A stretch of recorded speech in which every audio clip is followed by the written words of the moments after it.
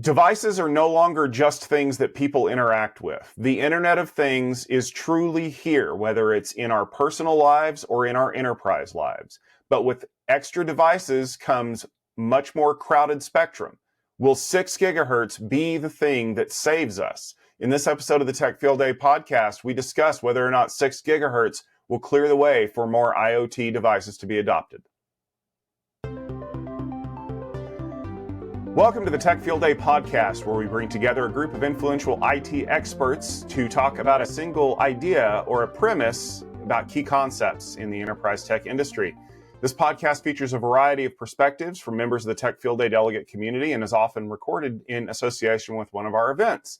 Tech Field Day is a part of the Futurum Group, and this podcast is also published on our sister company's website, TechStrong TV. In this episode, we will be discussing wireless-focused topics, especially around 6 gigahertz and IoT.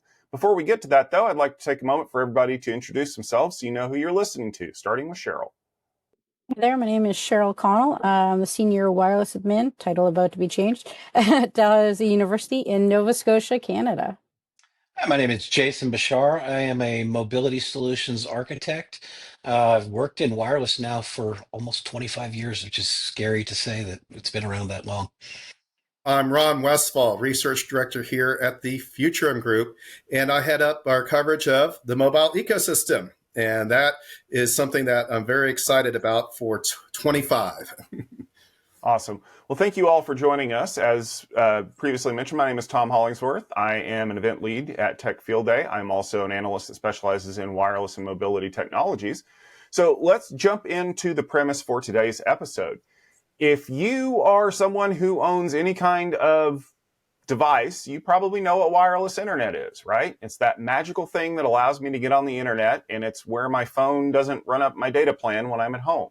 However, the industry is constantly changing, and we're always adding additional spectrum and even new technology areas to Wi-Fi. And one of the ones that you might have heard of is something called 6 gigahertz. Now, if you're not an electrical engineer, don't worry, we're not going to get that deep into it. But what you need to know is that there are more radio frequencies for your devices to talk on, and that potentially could be important, especially in the arena of Internet of Things, because as it turns out, our tablets, phones, and laptops aren't the only things that need to talk to the rest of the world.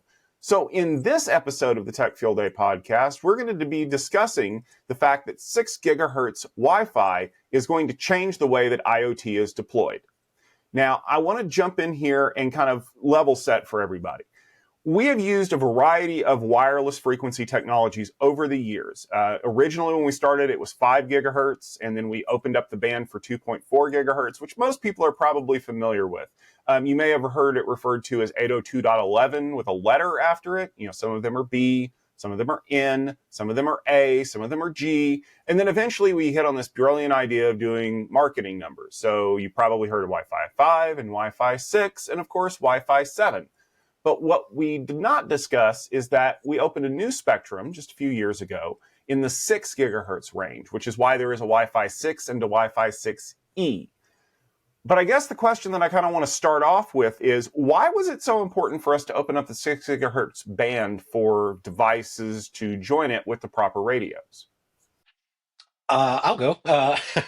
So, with 5 gigahertz, we had a limited amount of spectrum. We had 550 megahertz of spectrum, which in metropolitan areas or high density areas, we just didn't have enough channels. We had 24 non-overlapping channels. So what 6 gig did was gave us 1200 megahertz of untouched spectrum.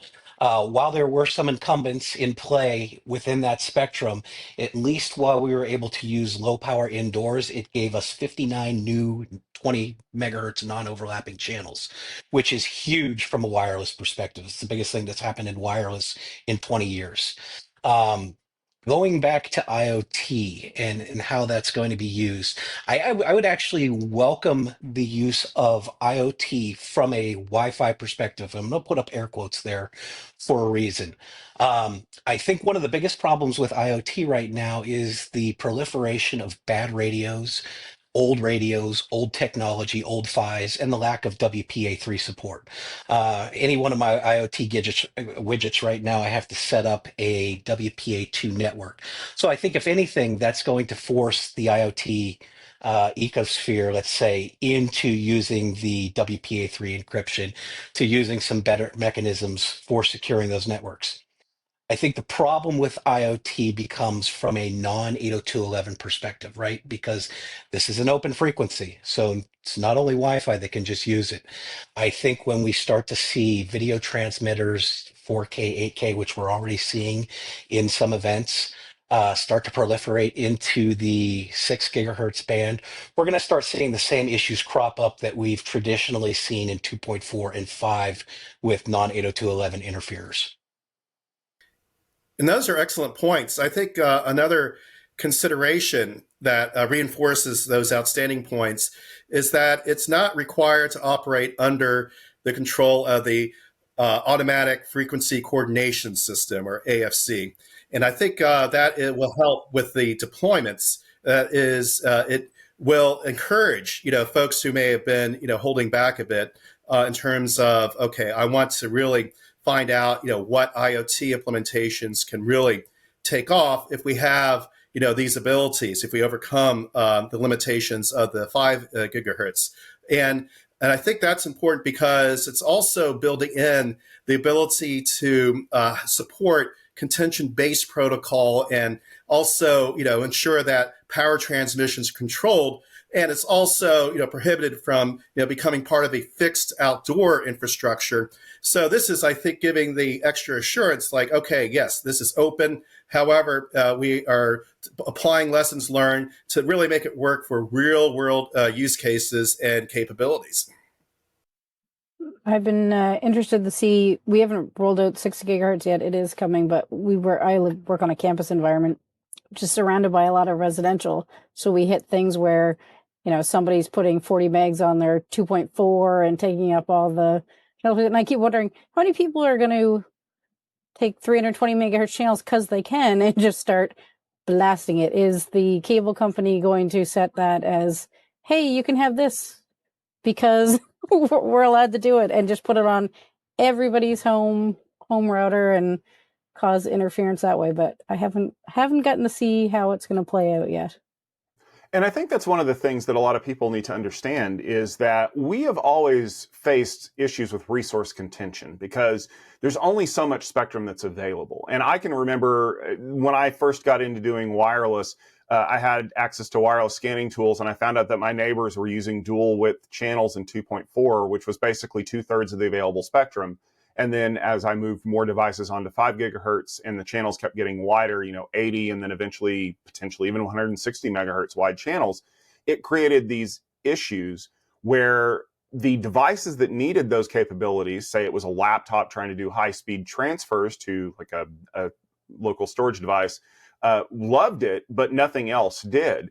And then when I think about IoT, and one of the values of it is that it does use such little bandwidth that we don't need to create these massive wide channels. And yet, when I buy a brand new access point from any one of a number of vendors, when it comes out of the box, it is pre-configured for way more channel bandwidth than it actually needs for a variety of reasons. So are we causing our own problems by setting improper defaults for a given use case? I'm inclined to say, yeah, that's something that is part of the track record. We've heard how, Wi-Fi can be integral to unleashing use cases, at least making them more accessible, more reliable. And that's one thing I think is important here is that the very low power devices, or VLD, will be important for very low power devices, or VLP, will be very important for enabling, I would say, like healthcare applications, something that is important for all of society, clearly. And to be able to take, the new capabilities and support it on a more broad basis will be a difference maker, because I think we're seeing more awareness of why health care applications are very important to extend to, say, a senior citizen who can't necessarily go to a healthcare facility and would need at-home support. And Wi-Fi can play a very critical role in that type of scenario. But also in terms of healthcare monitoring, being able to know, what is going on with your body, what's your healthcare profile. And I think this type of technology can help improve that use case and just make it more available to, society as a whole. And adding to that point, especially in healthcare, 2.4 and 5 gigahertz traditionally are extremely crowded. You've got competition from users, devices, patient tracking, multiple different systems that use the spectrum in those verticals. So adding 1200 megahertz of additional new spectrum into those places which are mission critical, or where there are lives at stake, definitely important and are appealing to those organizations. And Cheryl, you have a unique perspective on this, because working in a university, maybe you don't see nearly as many insulin pumps or other IoT devices, but you probably have a ton of things like building sensors that you have to keep track of. And are you seeing more and more deployment of those devices? And is there a corresponding issue with the amount of available bandwidth that you have to use them? Yeah, and we've also had things where they're trying to replace some of the custodial jobs with the IoT mops and vacuums that connect to the 2.4 only. And some of the areas they're using in our setup may have deemed 2.4 not necessary in that area, and so we've been finding these holes. But yeah, there's robotic mops and vacuums popping up all over campus. The HVAC controls. We've had some solar monitoring put up on roofs. Yeah, there's just been various things coming up, and then we've got all the students coming in with their, what do they call, wearables, I guess, and researchers everywhere with trying to get VR headsets and things. And I know that came up a lot in some EDUCAUSE discussions and some WLPC people that do higher ed things with how do we get these VR headsets on the network and all the things that had to be adjusted for them. So.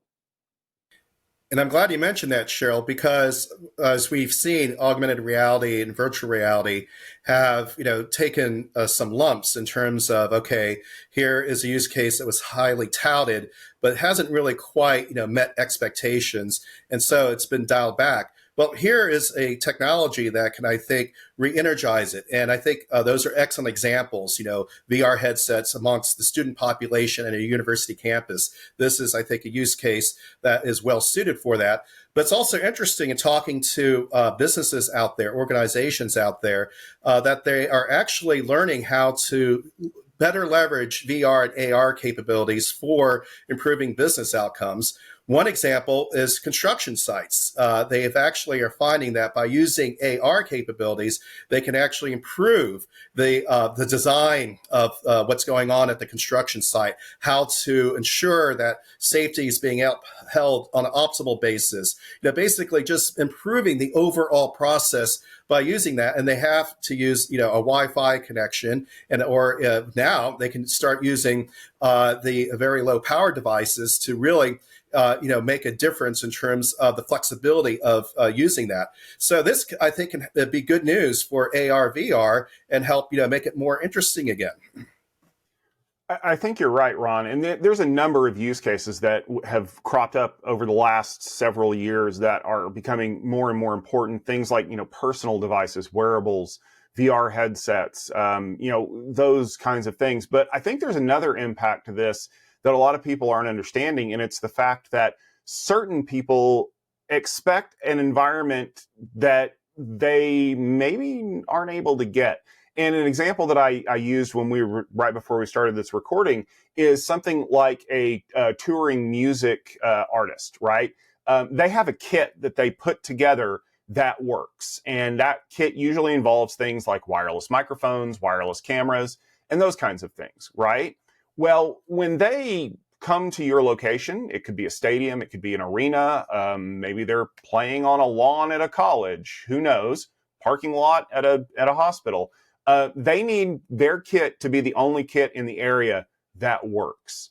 And it could be a situation where in the agreement that you have to turn everything off in order to be able to, for them to be able to be there. I know that when I took a tour of the 49ers stadium in Santa Clara, California, one of the things that the designers said is that the antennas that are around the fan area that provide Wi-Fi for the field must be disabled when certain concerts are in town, because the radio microphones on the field cannot be interfered with in any way, or it costs the stadium money on their contract. So do you see these kind of external influence situations causing hiccups in the IoT space? And is 6 gigahertz a way to kind of solve them? I think it's going to be a way to solve them for the short term. As we start to see the proliferation of these non-802.11 devices into the 6 gigahertz space, which we already have with video transmission, audio transmission, we're probably only going to see more of that. Much like we have with occupancy sensors in upper 5 gigahertz bands. Those have become really popular in the past few years. So as long as Wi-Fi plays in unlicensed spectrum, we're always going to have to worry about incumbents and non-802.11 devices that are going to want to use some of that spectrum. And I think, yes, the benefits I mentioned can help assist with that. But as we know, it's all about the real world implementations. And yes, I think the external factors will influence lessons learned. That is, okay, how can we make just that, the devices more capable of adapting to the environment that it's being implemented in? And I think one thing that will help the uptake is that VLP, I think, has, kind of a built-in marketing advantage, in that everybody out there supports better energy efficiency. Is this a way to actually, get the same results or improved results in terms of using a Wi-Fi type of implementation, and then, seeing the use cases that we just talked about. And so I think that will be a catalyst of sorts as it now becomes more popular, becomes more widely deployed, tested, and so forth, thanks to the FCC's recent decision. Lighting systems were another one that just came to mind when you guys were talking about that. We have a lot of new green energy lighting systems coming up, and they are constantly interfering with things. So if there was a way to move those, that would make my life a little easier. And I think one of the things that people have to understand is unlicensed does not mean it's the Wild West, right? Because we've seen that with even Wi-Fi vendors in the past that just assume, oh, well, I'll just play wherever I want, and you guys have to adjust to what I want to do. And we actually saw an order that came down from the FCC in recent weeks of the recording this podcast, where originally the lower part of the 6 gigahertz band was restricted from low power IoT devices because there wasn't a clear answer as to how much interference they could cause for things like incumbent satellite downlink providers. But we've now seen guidance from the FCC that says that spectrum area can be opened up again and should be able to be used in low power situations. Of course, it still needs to meet the requirements to be able to behave in 6 gigahertz, and they're still not available for things like outdoor broadcasts.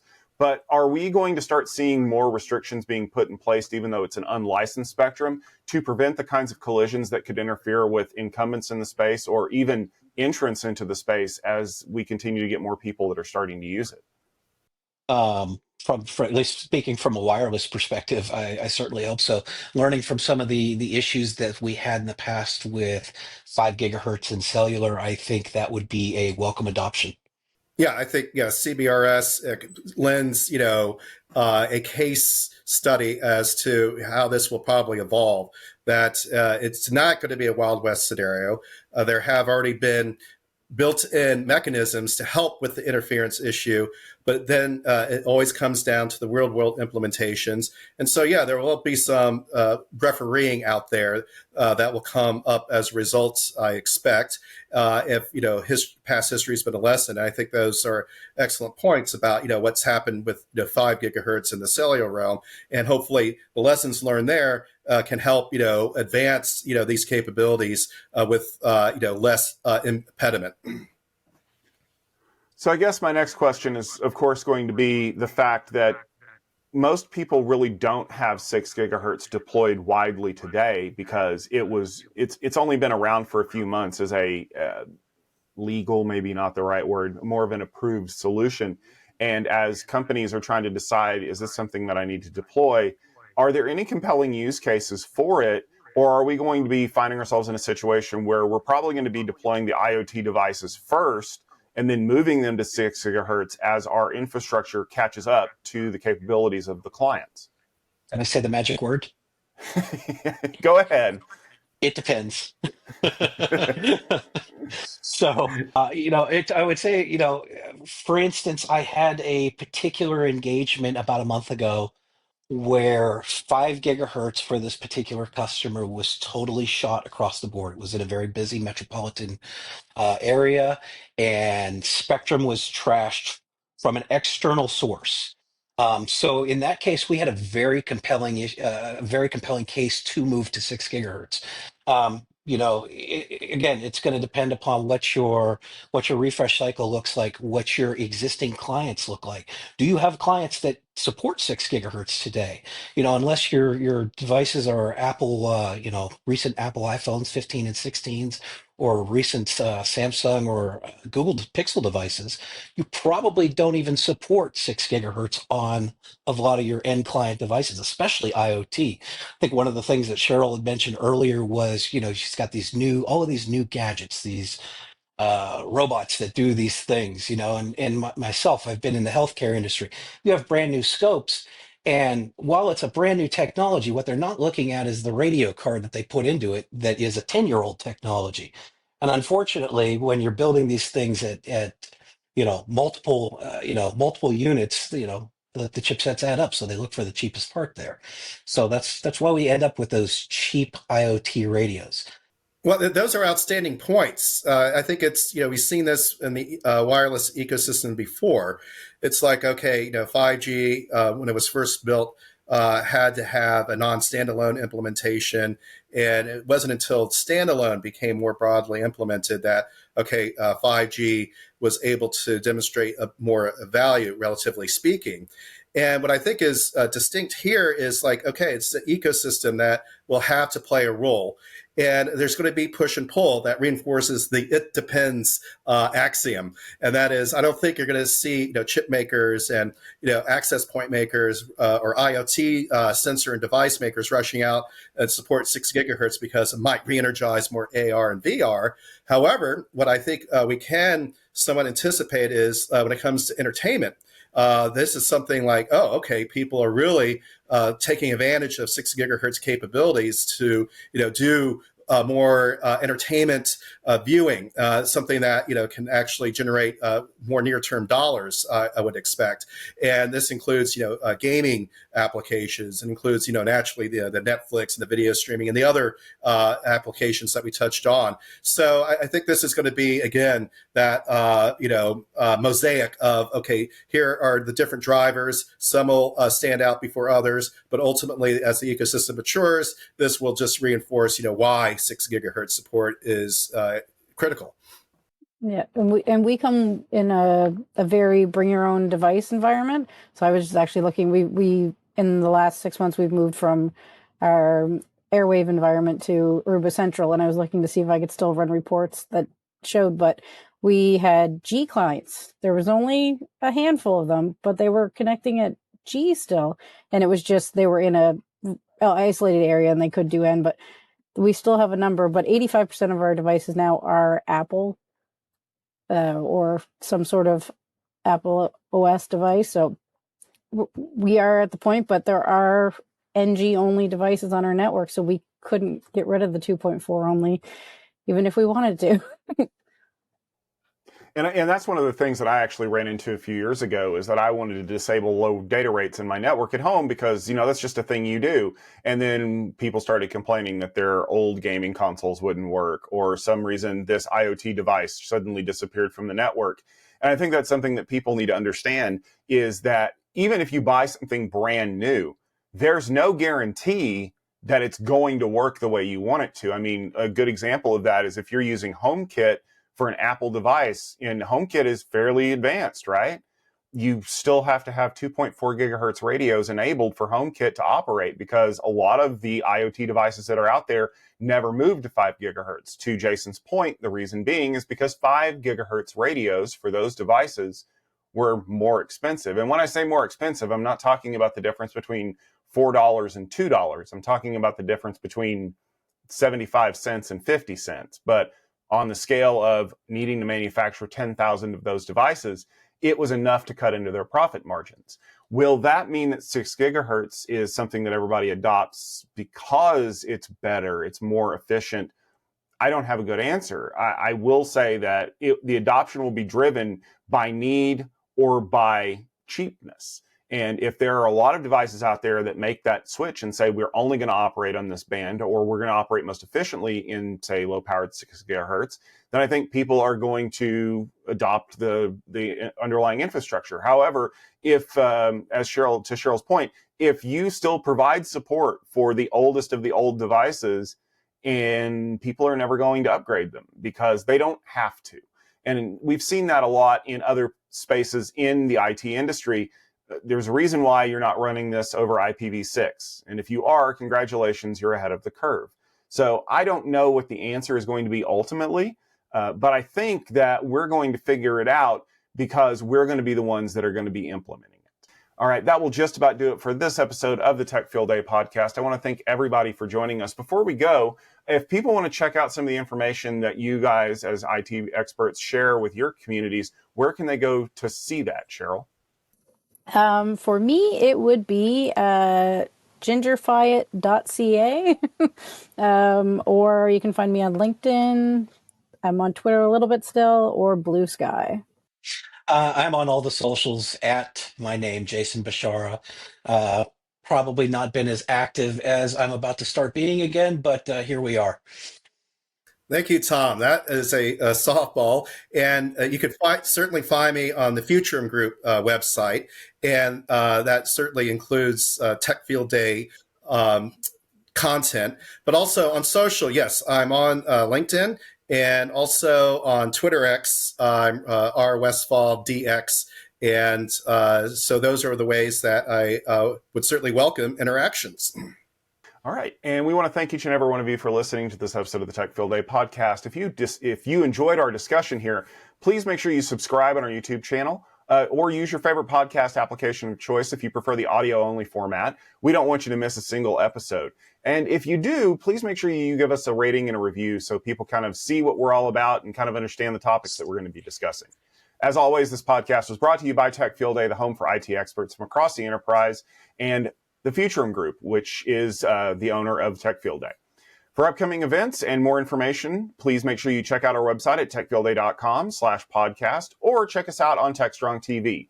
Thanks for listening, and we'll see you in the next episode.